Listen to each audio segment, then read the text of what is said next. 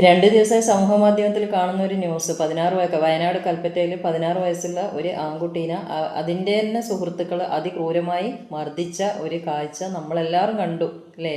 ഇങ്ങനെ സ്തംഭിച്ച് നോക്കി, ഞാനൊക്കെ സ്തംഭിച്ചിങ്ങനെ അന്തം വിട്ട് നോക്കി നിൽക്കുക ചെയ്ത്. നമുക്കും ഉണ്ടായിരുന്ന ഒരുപാട് സുഹൃത്തുക്കൾ, നമ്മളൊന്നും ഒരു വാക്കുകൊണ്ടോ ഒരു ഇതുകൊണ്ടോ നമ്മൾ സുഹൃത്തുക്കളെ വേദനിപ്പിച്ചായിട്ടൊന്നും എൻ്റെ ഓർമ്മയിലില്ല.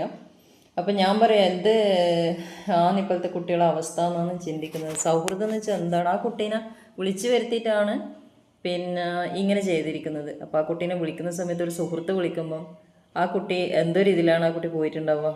നല്ലൊരു എൻ്റെ സുഹൃത്താണ് വിളിക്കുന്നുള്ള ഇതിലാണ് ആ കുട്ടി ഓടിപ്പോയത്. എന്നിട്ട് ആ തിരിച്ചെന്താണ് ചെയ്തത്? അപ്പോൾ സൗഹൃദം എന്നുള്ളതിനൊന്നും വാക്കിനൊന്നും ഒരു വിലയില്ല എന്നാണോ അതിൻ്റെ അർത്ഥം? വല്ലാത്ത ലോകം തന്നെ അല്ലേ. കുട്ടികളെല്ലാം എന്തുകൊണ്ടാണെന്ന് വെച്ചാൽ നമുക്ക് രക്ഷിതാക്കളെന്ന് കുറ്റം പറയാൻ പറ്റില്ല. നമ്മളെല്ലാം ഒരു രക്ഷിതാവാണ്. ഞാൻ എൻ്റെ മോനെ ഈ ഒരു വീഡിയോ കാണിച്ചു കൊടുത്ത സംഭവം പറഞ്ഞിട്ട് കുട്ടീനെ ബോധ്യപ്പെടുത്തി. ഞാൻ പിന്നെ സ്കൂളിൽ പോകുമ്പോൾ മോനെ, ഒരു കാരണവശാലും മക്കളെ തമ്മിൽ എന്തെങ്കിലും അടിയും വൈരാഗ്യം ഉണ്ടെങ്കിലും നിങ്ങൾ ഇങ്ങനെ ചെയ്യരുത്. കാണുന്നില്ല കുട്ടീനെ എത്ര ക്രൂര. ആ കുട്ടി കരയുന്നൊക്കെ കണ്ടിട്ട് കൂടി മനസ്സലിയുന്നില്ല. ചിരിച്ചിട്ട് ഉല്ലസിക്കുന്ന ആ കുട്ടികൾ. നിങ്ങളൊന്ന് ആലോചിച്ച് നോക്കി, അതിൻ്റെ ഇടയ്ക്ക് ആ കുട്ടിക്ക് എന്തെങ്കിലും സംഭവിച്ചിട്ടുണ്ടെങ്കിൽ ഗതി എന്താവുമായിരുന്നു ആ കുട്ടികളെ ബാക്കിയുള്ളവർ സുഹൃത്തുക്കളുടെ ജീവിതം. ഇനി അങ്ങോട്ട് എവിടെയാണ്? ജുവൈനൽ ഹോമിൽ. ഇനി ആയാലും ആ കുട്ടികളുടെ അവസ്ഥ എന്താണെന്ന് അറിയില്ല. അപ്പം നമ്മൾ വളരെയധികം ജാഗരൂകരായിട്ട് ഇരിക്കുന്നതായിരിക്കും നല്ലത്. മക്കളെ കാര്യങ്ങൾ പറഞ്ഞ് ബോധ്യപ്പെടുത്തുക കേട്ടോ. സമൂഹ മാധ്യമത്തിൽ വായിച്ചിട്ട് അതങ്ങ് വിട്ടിട്ട് അയ്യോ എൻ്റെ ഭഗവാനെ എന്ന് പറഞ്ഞിട്ട് കാര്യമൊന്നുമില്ല. നമ്മളെ മക്കളെ ഇത് കാണിച്ചു കൊടുത്തിട്ട് കാര്യങ്ങൾ ബോധ്യപ്പെടുത്തുക. മോനെ ഇങ്ങനെ ചെയ്യരുത്, മോളെ ഇങ്ങനെ ചെയ്യരുത്. കൃത്യമായി കുട്ടികളെ കാര്യങ്ങൾ പറഞ്ഞ് ബോധ്യപ്പെടുത്തിയേ പറ്റുള്ളൂ കേട്ടോ.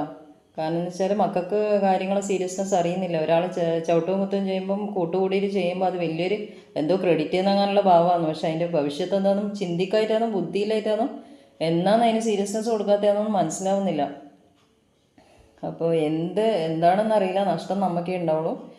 അപ്പോൾ അതുകൊണ്ട് എല്ലാ രക്ഷിതാക്കളും ശ്രദ്ധിക്കുക. കുട്ടികൾക്ക് കാര്യങ്ങൾ വിളിച്ചിരുത്തി ഈ വീഡിയോ കാണിച്ചു കൊടുത്തിട്ട് എന്നാ കാര്യങ്ങൾ പറഞ്ഞ് ബോധ്യപ്പെടുത്തുകയെന്നാണ് എൻ്റെ ഒരു കാഴ്ചപ്പാട് എങ്ങനെയാണ്. അപ്പോൾ കുട്ടികൾക്ക് മനസ്സിലാവണം, അങ്ങനെ ഒരുമിച്ചുള്ള സഹപാഠികൾ അങ്ങനെ ചെയ്യാൻ പാടില്ല എന്ന് മനസ്സിലാവണം കുട്ടികൾക്ക്.